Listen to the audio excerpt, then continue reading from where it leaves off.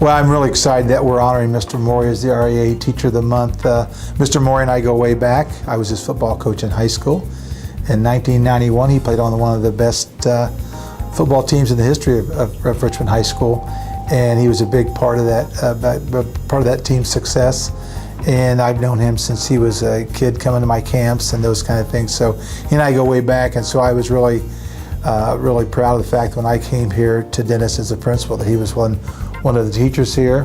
This is my 7th year in the teaching profession. As a teaching professional, I taught for a couple years abroad, but that doesn't count. I went to school through high school all the way through Richmond Community Schools, graduated from Richmond High School. Then I went to Earlham College, got my undergraduate degree, ran around and did things like teaching in Thailand and the Bahamas. I was a program director at a YMCA for a while out on the West Coast, and somehow made it back to Richmond and did my Master's of Arts in Teaching through Earlham College again at the graduate programs in education. Mr. Morey came here 7 years ago.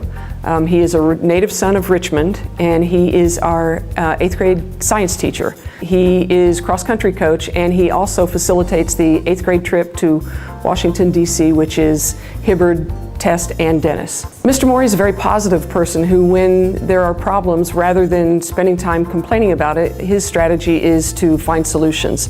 And that's been I think, a positive role model for both the students and the staff. That, in life, when we come across obstacles or difficulties, if we just do nothing but complain, then nothing changes. And I think that that's probably one of his strengths, is that he works hard to find solutions. He's a great guy, and we love having him here at Dennis. He's been a great addition to the faculty.